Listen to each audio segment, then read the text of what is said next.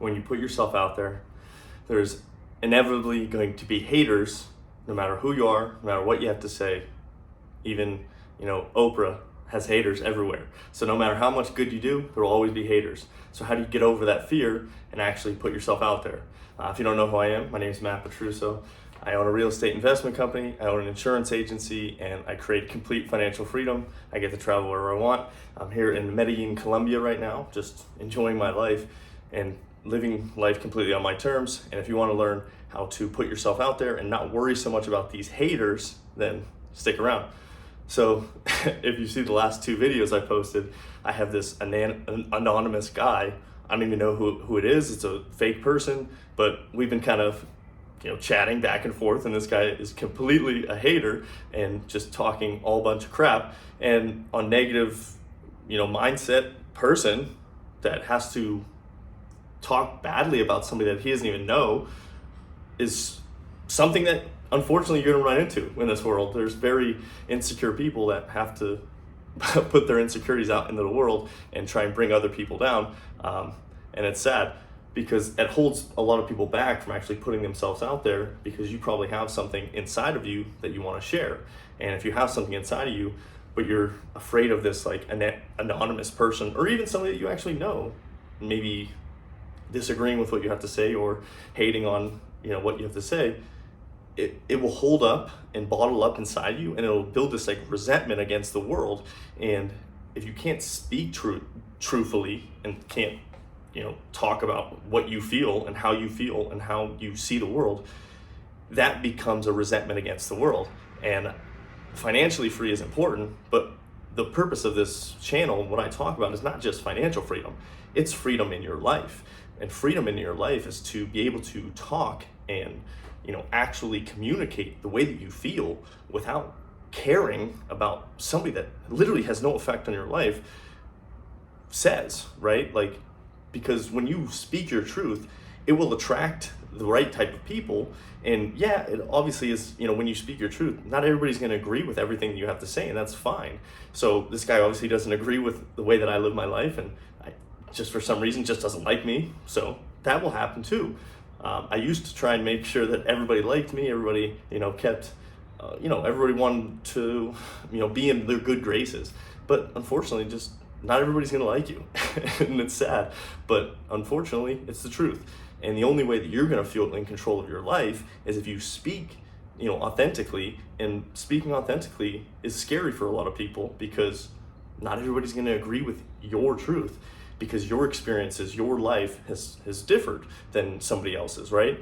And whatever you're going through and whatever experiences that you've had, they are accumulations of your view of the world, right? So it is your truth.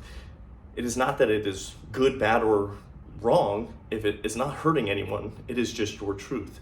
And the purpose of life is to gain more truths, gain more wisdoms through experiences, right? If somebody tells you that you're wrong, it's because they have a belief, and they have usually limited experiences in life, and they're holding on to a story or a belief that they currently hold that they've never went out and tested, right? They've actually never went and tested that truth that they currently hold in their mind.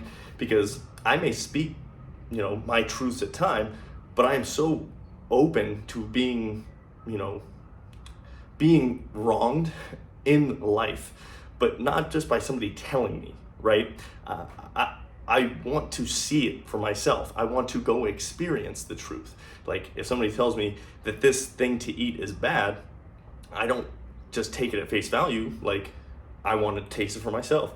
Like, literally the other night, we went to dinner, a couple of my friends down here in Medellin, and one of the guys at the table said, "Hey, I had beef tongue. I've never had beef tongue before." I went to the nicest restaurant in town, had this beef tongue, and it was terrible. So he was talking about this beef tongue that he had. He goes, "I'll never try it again." And he brought this up because on the menu there was beef tongue tacos, and I was like, "Well, I've never had them, so I'm curious. I want to try it out." So another friend of mine said, "Well, why don't we get them and try it out?" The other guy's like, "No, never. Don't ever try it. It's terrible." And I was like, "I'll take your opinion, but I want to try for myself. Not like I'm gonna die from this experience of trying a beef tongue." And you know what? I tried them. They're actually delicious. I mean, obviously they had seasoning on them, they were in a taco. It was phenomenal, right?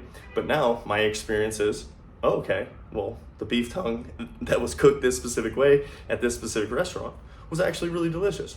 I don't know if it's going to be delicious every time, so it's not the truth. It's not, set in stone that every beef tongue is going to be delicious, right? That's how you have to see the world.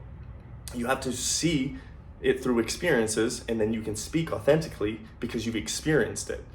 When people just say things, but they've never actually experienced it because they read it in a book and they just regurgitate back to you, like, you can tell when somebody's kind of speaking falsities, unless they're just a really good con artist, and eventually those people will get caught out, and you need to be a little bit more aware of who you're dealing with too, and see what results they actually have, because results don't lie, words do, right? Like, somebody can tell you a whole bunch of stuff, like, hey, this sugar thing is bad for you, or these desserts are bad for you, but like, I don't think sugar's bad.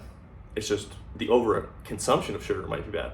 Just like the over consumption of anything is bad, right? So it can be detrimental, but you need to experience it in your life. Like, if you eat a bunch of sugar one day, well, how do you feel the next day?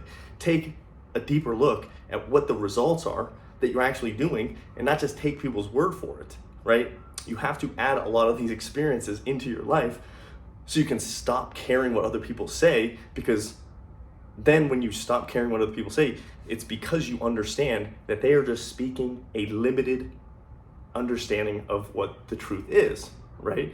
And when I know that this person is just speaking from an insecurity standpoint of trying to hold on to a truth that he has limited experience in the world, it doesn't affect me. I'll have fun bantering back and forth with somebody, but it doesn't really affect me because my life is great, and sometimes people are gonna just come after you for no reason. And the only way you can actually manage it is if you go out and experience your truth, test that truth, and then continuously test it and continuously put it to the fire, because if it can't stand up to your own scrutiny, well, it won't stand up to someone else's scrutiny, right? So that's what my message is today. Don't be afraid to speak your truth, but your truth is an interpretation of the experiences that you hold, right? So understand that, and understand that's what everybody else is talking about too. Everything that I'm talking about is accumulation of my experiences. So go out, experience things, and then continuously be open to having your truths, be busted by a better truth, right? So that's the message. Hopefully it was helpful, but make sure you like, comment, subscribe, and we'll talk soon. All right? Peace.